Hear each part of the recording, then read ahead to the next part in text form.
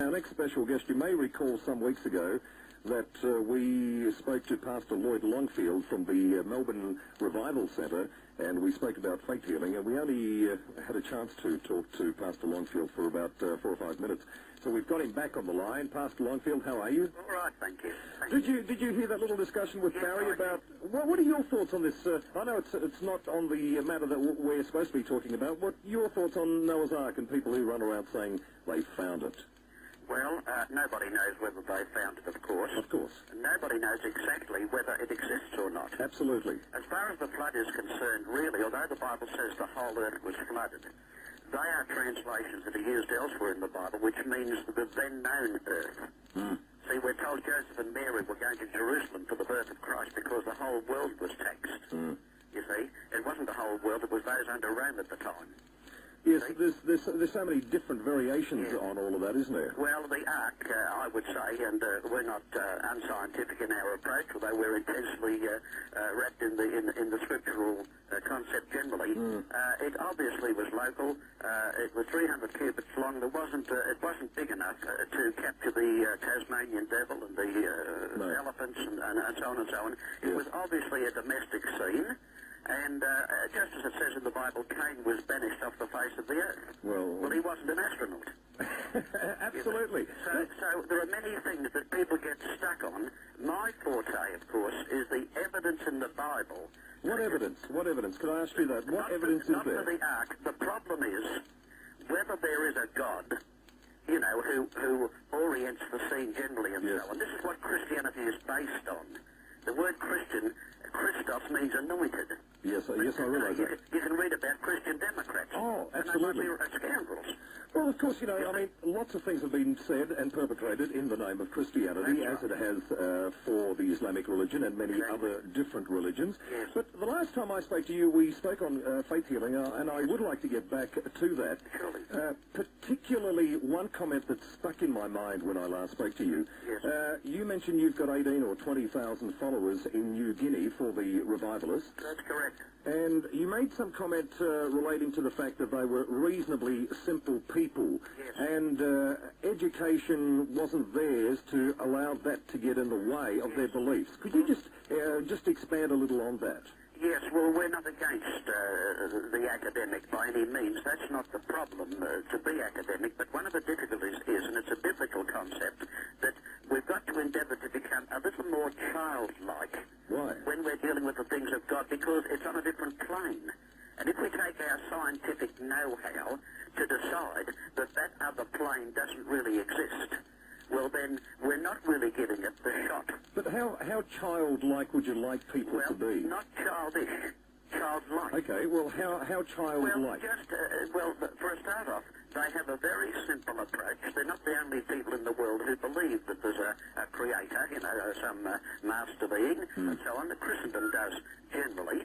But they are people who, in their simplicity, when they have it preached to them, which is the concept of the church worldwide, that one can tell people from the platform that God is able to perhaps bring some benefit to them along this line. There's nothing new about the churches from go to woe, having their parishioners come out to the front and maybe the laying on of hands and praying for sick people. Yes, now, we're not making any great claims in these things. We're merely saying that is common, fundamentally, in their textbook to all what we call Christian churches. I have Ian Drysdale, the Victorian President of Australian Sceptics, here as well, Pastor Longfield, who you spoke to one time before. Ian? Yes. Yes, Pastor, I must admit that I do find that a bit strange. I mean, if you take it in the cases of faith healing, I mean, you're talking about sick people.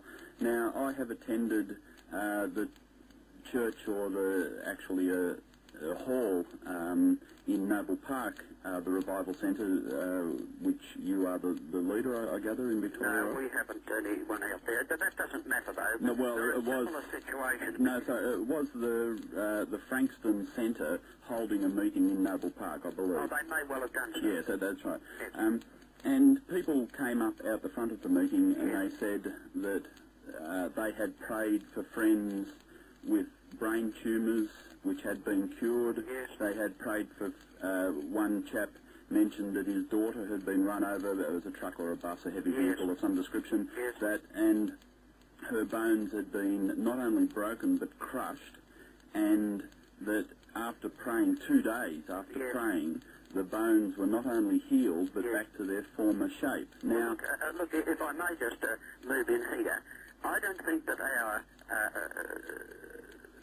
approach to this thing depends on individual claims or folk who are critical, perhaps, as they see fit, of what took place. Back in Bible times, for what it's worth, they said to one blind man who'd been healed, "This can't be." Yes, He said, "Well, you've got a good argument," he said, "but I'd like you to know one thing. Once I was blind and now I can see." So whatever the modernist may say, that this can't happen and that can't happen, they're really not in the position necessarily to disprove the fact that it's not available. Yes, but you say you use that basis, but we're talking about claims that are being made today. Now, you claim that prayer can actually cure cancer and various things like that, I presume? Of course. But you can't offer any valid scientific evidence for that, can you? Why not? Where is your evidence? Where is your evidence? You see, I mean, so far the best I've heard you come up with I've is... been preaching the gospel for 42 years, which includes praying for the sick, not myself particularly, but our officers there out in front on Sunday for 5 minutes. They pray for the sick, and you can come to our meetings there, and you'll hear people stand up, and they'll say this and say that, and some of them went back to their doctors, and some haven't. We're not trying to make any capital out of this. We're merely saying that you can't say to a person who claims that this has happened to them that scientifically, you see, you're wrong. Because we're not talking about science, we're talking about whether there is a power of God or whether there isn't. But you are talking about science. You're making a claim which can't be verified. If we don't have to verify the claim. Well, that's an easy way out. Well, So what way out would you suggest? Well, for a start, I wouldn't say that your followers have to be simple, because the simple people find it very easy to believe. Once you educate people, let's take, for example, yesterday's Age, where it spoke on the front page about the children of God, for example. I'm not comparing you to that sect or cult, whatever people want to call it.